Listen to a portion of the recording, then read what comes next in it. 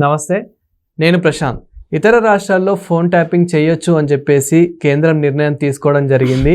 అయితే మరి తెలంగాణలో జరిగే ఇప్పుడు ఫోన్ ట్యాపింగ్ కేసు బీఆర్ఎస్కి హెల్ప్ఫుల్ అవుతుందా అనే విషయాలు అయితే తెలుసుకుందాం. దీని గురించి అయితే మాట్లాడేందుకు ప్రస్తుతం మనతో పాటు సీనియర్ జర్నలిస్ట్ సిఎస్ రావు గారు ఉన్నారు. నమస్తే అండి. నమస్తే సార్, ఇప్పుడు తెలంగాణలో ఫోన్ ట్యాపింగ్ కేసు విచారణ ఇంకా కొనసాగుతూ ఉంది. ఇదే క్రమంలో కేంద్రం అయితే ఒక నిర్ణయం తీసుకోవడం జరుగుతూ ఉంది, ఇతర రాష్ట్రాల్లో ఫోన్ ట్యాపింగ్ చేయొచ్చు అని చెప్పేసి. సో ఇలా తీసుకోవడం వల్ల ఇప్పుడు బీఆర్ఎస్కి హెల్ప్ఫుల్ అయ్యే అవకాశం ఏమైనా ఉందా? ఇప్పుడు కేంద్ర ప్రభుత్వం అయితే ఒక నిర్ణయం తీసుకుంది. 2 రోజుల క్రితం వచ్చినటువంటి న్యూస్ ఏంటి, ఇతర రాష్ట్రాల్లో కూడా ఫోన్ ట్యాపింగ్ చేయొచ్చు. అంటే ఈ రాష్ట్రానికి సంబంధించిన ప్రభుత్వం ఇతర రాష్ట్రం ఇంకో రాష్ట్రంలో కూడా ఫోన్ ట్యాపింగ్ చేయొచ్చు అనేటువంటి ఒక నిర్ణయం తీసుకుంది. ఫోన్ ట్యాపింగ్ ఎందుకు చేయాలి, ఎప్పుడు చేయాలి అని అంటే, తీవ్రవాదం ఉగ్రవాదానికి సంబంధించినటువంటి కదలికలు వాటి కోసం మీరు ఎక్కడైనా సరే మీరు ఫోన్ ట్యాప్ చేయొచ్చు. ఎందుకంటే రాష్ట్రానికి బోర్డర్స్ పెట్టేస్తే దానికి ఈ రాష్ట్రానికి సంబంధించిన పోలీసులు ఇంకో రాష్ట్రానికి పోయి ఆ రాష్ట్రానికి సంబంధించిన పోలీసులు అనుమతి తీసుకొని అక్కడ ఫోన్ ట్యాపింగ్ చేసి లేదంటే ఆనవాళ్ళు కనుక్కోవాలంటే కనుక లీక్ కావచ్చు. సపోజ్ ఒక రాష్ట్రానికి సంబంధించినటువంటి పోలీసులకి కీలకమైనటువంటి సమాచారం వచ్చింది, టెర్రరిస్టులకు సంబంధించి లేదా తీవ్రవాదులకు సంబంధించి. అప్పుడు వీళ్ళకి వచ్చినటువంటి సమాచారం దీని మూలాలు ఇంకో రాష్ట్రంలో ఉంటే అప్పుడు ఆ రాష్ట్రానికి సంబంధించినటువంటి ప్రభుత్వానికి సంబంధించిన సహకారం తీసుకోవాలి. తీసుకోకుండా వీళ్ళు డైరెక్ట్గా పోయి అక్కడ ఏమి చేయలేరు, అప్పుడు లీక్ కావచ్చు. సపోజ్ ఇక్కడ కాంగ్రెస్ పార్టీ ప్రభుత్వం ఉంది, మహారాష్ట్రలో బీజేపీ ఉంది. కాంగ్రెస్ పార్టీకి సంబంధించినటువంటి ఇన్ఫర్మేషన్ ఏదన్నా వస్తే బీజేపీకి అధికారంలో ఉన్నటువంటి ఆ రాష్ట్రానికి సంబంధించినటువంటి వాళ్ళు సహకరించకపోవచ్చు. సో కాబట్టి అందుకే ఈ రాష్ట్రానికి సంబంధించినటువంటి ప్రభుత్వం కూడా వేరే రాష్ట్రానికి సంబంధించినటువంటి సంబంధించినటువంటి ఫోన్ ట్యాపింగ్ చెయ్యొచ్చు అని చెప్పింది. ఫోన్ ట్యాపింగ్ చేయాలంటే నిబంధన ఉంది. ఏంటి, ఫోన్ ట్యాపింగ్ చేయాలంటే ఎక్కడిదైనా you must take the permission from the central government. Central government నుంచి పర్మిషన్ తీసుకోవాలి. నువ్వు అప్లై చేయాలి సెంట్రల్ గవర్నమెంట్. సెంట్రల్ హోమ్ సెక్రటరీకి నువ్వు లెటర్ పెట్టాలి. చీఫ్ సెక్రటరీ ఇక్కడ చీఫ్ సెక్రటరీ, ఏ రాష్ట్రానికి సంబంధించిన చీఫ్ సెక్రటరీ, ఆ చీఫ్ సెక్రటరీ లెటర్ రాయాలి. లెటర్ రాసి పలాని ఫోన్ నెంబర్స్ మేము ట్యాప్ చేయాలనుకుంటున్నాం అని చెప్పి రివ్యూ కమిటీలో మేము అప్రూవల్ చేసాం అని చెప్పి పంపిస్తే వాళ్ళు పర్మిషన్ ఇస్తే నువ్వు ఇండియాలో ఏ రాష్ట్రానికి వెళ్ళైనా నువ్వు ఫోన్ ట్యాపింగ్ చేయొచ్చు. అలా కాకుండా నా ఇష్టం వచ్చినట్టు ఫోన్ ట్యాపింగ్ చేసుకుంటానంటే కుదరదు. తెలంగాణలో ఏం జరిగింది ఫోన్ ట్యాపింగ్ విషయంలో? తెలంగాణలో రివ్యూ కమిటీలో ఫోన్ నెంబర్లు ఒకటి ఇచ్చి ట్యాపింగ్ ఇంకో నెంబర్లు చేశారు. ఇది నేరం. ఇండియన్ టెలిగ్రాఫిక్ యాక్ట్ అనేది చాలా స్ట్రాంగ్ ఉంటుంది. ఇప్పుడు తెలంగాణలో ఫోన్ ట్యాపింగ్ దాదాపు ఫైనల్కి వచ్చింది. ఎందుకంటే ఛార్జ్షీట్లు కూడా వేస్తున్నారు. ఛార్జ్షీట్లు వేశారు, ఆల్మోస్ట్ మళ్ళీ ఛార్జ్షీట్ కూడా వేస్తున్నారు, అనుబంధ ఛార్జ్షీట్లు కూడా వేస్తున్నారు. దాంట్లో ఛార్జ్షీట్లో ఇప్పటివరకు ప్రణీత్రావు ఇచ్చినటువంటి వాంగ్మూలం, అలాగే భుజంగరావు ఇచ్చినటువంటి వాంగ్మూలం, నవీన్ రావు ఇచ్చినటువంటి వాంగ్మూలం, వీటన్నిటిని ఛార్జ్షీట్ రూపంలో ఇచ్చారు. ఇప్పుడు మళ్ళా ప్రభాకర్ రావు వచ్చారు, అలాగే శ్రావణ్ రావు వచ్చారు, వీళ్ళ వాంగ్మూలాలు కూడా తీసుకున్నారు, వీళ్ళవి కూడా జత చేస్తారు. అలాగే వీళ్ళు ఏదైతే 613 మందికి సంబంధించినటువంటి ఫోన్లు ట్యాప్ చేశారో వాళ్ళని కూడా పిలిపిస్తూ మాట్లాడుతున్నారు. ఇప్పుడు కొండా విశ్వేశ్వరరావు గారు ఆయన వాంగ్మూలం కూడా తీసుకున్నారు. అలాగే రివ్యూ కమిటీలో ఉన్నటువంటి సిఎస్ చీఫ్ సెక్రటరీ రిటైర్ అయ్యారు, ఆవిడ శాంతకుమారి గారు, ఆవిడ వాంగ్మూలం తీసుకుంటున్నారు. అలాగే డీజీపీగా ఉన్నటువంటి జితేంద్ర ఆయన వాంగ్మూలం తీసుకుంటున్నారు. మాజీ డీజీపీగా ఉన్న మహేందర్ రెడ్డి గారు ఆయన వాంగ్మూలం తీసుకుంటున్నారు. ఇవన్నీ వాంగ్మూలాలు తీసుకున్న తర్వాత అనుబంధ ఛార్జ్షీట్ కూడా వేస్తారు.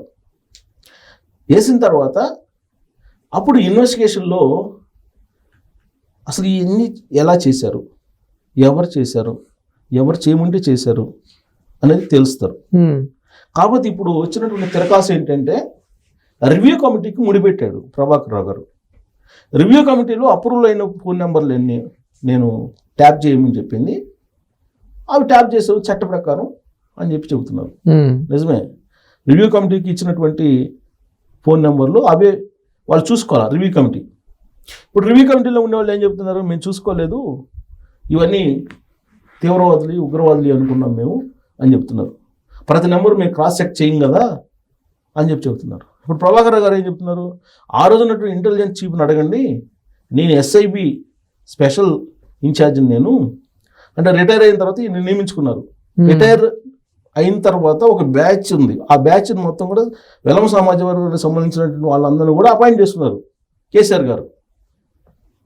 వాళ్ళు ప్యారలల్గా సమాంతరంగా నడిపారు ప్రభుత్వాన్ని. ఇప్పుడు మరి వాళ్ళు ఏమంటారు, అఫీషియల్గా వాళ్ళు కదా, మేము నామినేటెడ్ కదా, వాళ్ళు కదా అఫీషియల్. ఇంటెలిజెన్స్ చీఫ్ ఆ రోజు అనిల్ కుమార్ ఎవరు ఉన్నారు, ఆయన అడగండి. ఆ రోజు ఉన్న డీజీపీ అడగండి, అంజన్ కుమార్ని లేకపోతే మహేందర్ రెడ్డి గారిని, వీళ్ళు అడగండి అని చెప్తున్నారు ప్రభాకర్ రావు గారు. సో ఇలా ఒక ట్విస్ట్ ఇచ్చారు. దీని మీద కేంద్ర ప్రభుత్వం ఒక నిర్ణయం తీసుకుంటుంది. సిబిఐ ఎంక్వైరీ చేస్తే సిబిఐ రంగంలోకి దిగుతుంది. అయితే ఇప్పుడు 2023 అక్కడి వరకే ఉంది, అంతకు ముందు ఇన్ఫర్మేషన్ లేదు. అంతకుముందు ఇన్ఫర్మేషన్ ఏమైపోయింది అంటే మూసీ నదిలో పోయింది, అలాగే పెన్ డ్రైవ్లు కాల్ చేస్తే పోయింది. అది నేరమే కదా మరి. అవును, ఆ నేరం కింద క్రిమినల్ కేసులు పెట్టాలి కదా, క్రిమినల్ కేసులు పెట్టి లోపలేయాలి కదా. అసలు ఎవరు చేయమన్నారు మీరు? హార్డ్ డిస్క్లు తీసుకెళ్ళి మూసీ నదిలో ఎవరేమన్నారు? పెన్ డ్రైవ్లు కాల్ చేయమని చెప్పి ఎవరు చెప్పారు నీకు? అది చెప్తారుగా వాంగ్మూలంలో. అది అడిగితే ప్రభాకర్ గారిని నాకు తెలియదు అంటున్నారు. కానీ ఫామ్ హౌస్ బిగ్ బాస్ ఎవరైతే ఉన్నారో ఆయన చెప్తేనే ఇదంతా జరిగిందని అందరికీ తెలుసు. కానీ ఎవిడెన్స్ కావాలిగా. ఓరల్గా మనం ఎన్నైనా చెప్పుకోవచ్చు, బట్ ఎవిడెన్స్ కావాలి. ఆ ఎవిడెన్స్ కోసం ఇప్పుడు తెలంగాణ సిట్ 4 రకాలుగా ప్రయత్నం చేస్తున్నటువంటి క్రమంలో ఈ కేసు ఫైనల్కి వచ్చేసింది. కల్లగొండ ఫ్యామిలీని జైల్లో పెట్టేస్తున్నామని చెప్పి కాంగ్రెస్ పార్టీ వాళ్ళు చెప్తున్నారు. ఈలోపుగానే అంతర్రాష్ట్ర ఫోన్ ట్యాపింగ్ చేసుకోవచ్చు, ఎవరు ఎక్కడైనా ఏ రాష్ట్రంలో ఫోన్ ట్యాపింగ్ చేసుకోవచ్చు అని చెప్పి ఇచ్చారు. దీన్ని బీఆర్ఎస్ పార్టీ వాళ్ళు కేంద్ర ప్రభుత్వం చెప్పేసింది ఫోన్ ట్యాపింగ్ చేసుకోమని, ఇంకా ఫోన్ ట్యాపింగ్ చేసి ఏం నిలబడిద్ది అని అంటున్నారు. కాదు, ఫోన్ ట్యాపింగ్ అనేది ఎప్పుడైనా చేసుకోవచ్చు, పర్మిషన్ తోటి చేసుకోవాలి. With permission, central government norms ప్రకారం చేసుకోవాలి. ఈ నామ్స్కి విరుద్ధంగా మీరు ఇజ్రాయెల్ నుంచి పరికరాలు తీసుకొచ్చి ఫోన్ ట్యాపింగ్ చేశారనేది మొదటి నుంచి వస్తున్నట్టు ఆరోపణలు కదా. ఈవెన్ చంద్రబాబు నాయుడు గారి ఫోన్ కూడా అప్పుడు ట్యాప్ చేస్తే ఆంధ్రప్రదేశ్ ప్రభుత్వం తెలంగాణ ప్రభుత్వం మీద కేసు పెట్టింది కదా అప్పట్లో 2018లో 17 ఆ ప్రాంతాన. ఆ రోజు నుంచి మీరు ఇజ్రాయెల్ పరికరాలను తీసుకొచ్చే కదా పెట్టింది. ఇప్పుడు ఇజ్రాయెల్ పరికరాలను తీసుకొచ్చి ఫోన్ ట్యాపింగ్ చేశారనేది నిరూపించగలగాలి తెలంగాణ సిట్టు. నవీన్ రావు గారు అకౌంట్ నుంచి ఆ డబ్బులు వెళ్ళాయి అని చెప్పి ఒక ఆధారం పట్టారని చెప్పి తెలుస్తుంది.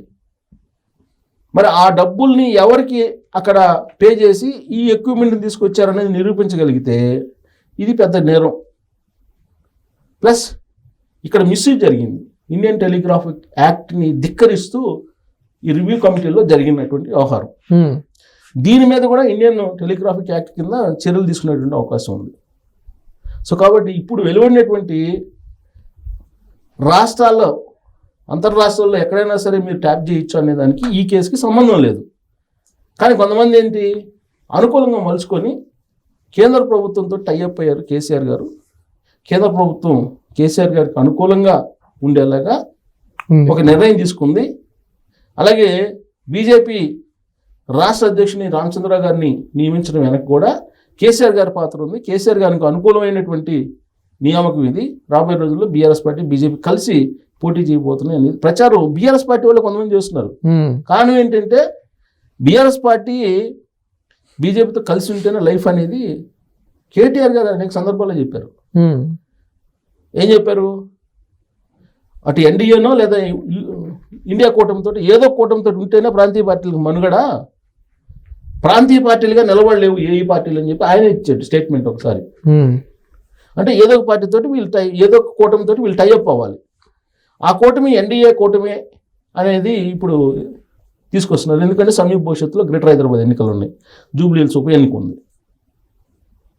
సో కాబట్టి 18% మాత్రమే పరిమితమైనటువంటి బీఆర్ఎస్ పార్టీని లేపాలి అని అంటే కేంద్ర ప్రభుత్వ సహకారం మాకుంది.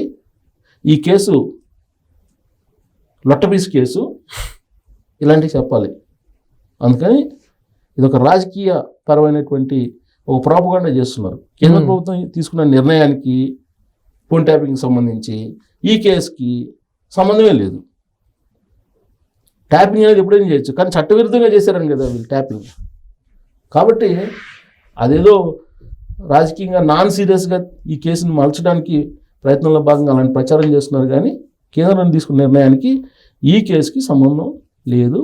ఈ కేసులో ఖచ్చితంగా శిక్ష పడేలాగా తెలంగాణ సిట్టు విచారణ చేస్తూ ఉంది. ఇన్వెస్టిగేషన్లో అనేక అంశాలు కూడా బయటపడుతూ ఉన్నాయి. Thank you sir.